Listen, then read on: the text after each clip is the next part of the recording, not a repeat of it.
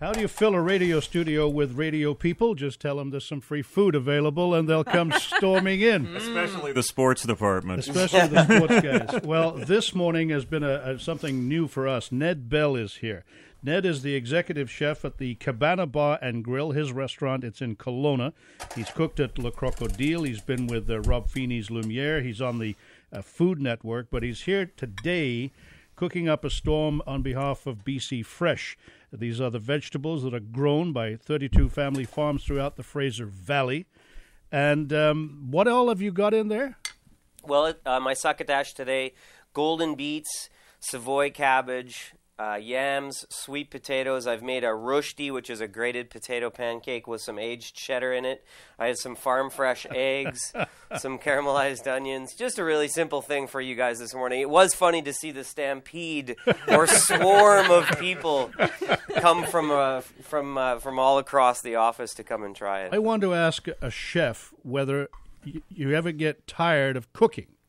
You know, people ask me this all the time, and the answer to that would be absolutely not. I started cooking for my brother and sister and friends and family at a young age. I was 14, and I absolutely love what I do. I'm one of the lucky ones who wakes up every day and just can't wait to cook. And you know, the business of what I do is how we keep it together. You know, at our restaurant Cabana in Kelowna, but. Obviously, I love to make people happy, and as is evidence from today, I think I'm about to make a whole bunch of people happy. Let's start making them happy now. All these ingredients are local. That's the whole point of this. And for the next few weeks, on a Thursday, we're going to have chefs visiting us and cooking with BCFresh. Are you a tyrant chef? No, I am definitely not a tyrant chef. Handing me over I'm a plate. handing you now? over Oh your my dish God. as we speak. It's it looks rustic, but it's simple and tasty. So I hope you enjoy it. You know, I was trained, as I mentioned earlier, by some great chefs locally here, and so you know they were constructive criticism is the way to get most out of people. So.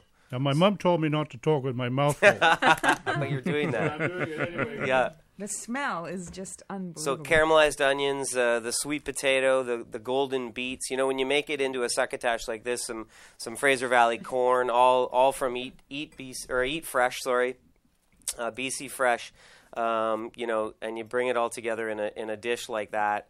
It's just full of flavor and a healthy breakfast. So, now, and the great thing about this, as I mentioned earlier, lunch or dinner too. You know. Do you think that local is a passing phase, a fad, and we'll go back to importing from 5,000 miles away our peppers? I mean, I think we'll have a hard time ever not importing from 5,000 miles away because of our population growth. But you know, having cooked in Toronto for 5 years, in Calgary for 5 years, and wishing and dreaming and hoping to come back to British Columbia and making it happen a couple of years ago, you know, we really are so fortunate in the Lower Mainland and this entire province to just have the products that we do all year round. And, you know, I really enjoy eating strawberries and asparagus and green beans when they're in season from, you know, within a couple 100 miles. So, you know. I was going to say that very thing.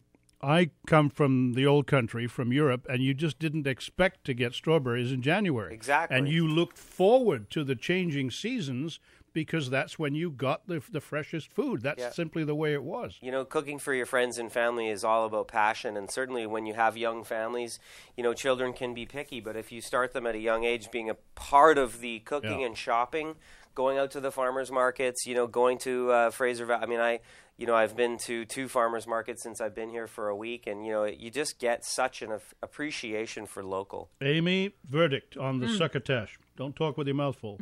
It is fantastic. Thank you. Now, can I make something like this at home, though? Or do I need sure to have your can. skill? No, you know, there is very little skills to what went on here. It was a 1-pan dish, well, 2-pan dish, basically. You know, you cut all the vegetables similar size. You start cooking them in 1 pan. You know, you're getting the caramelization, which is a fancy word for golden brown.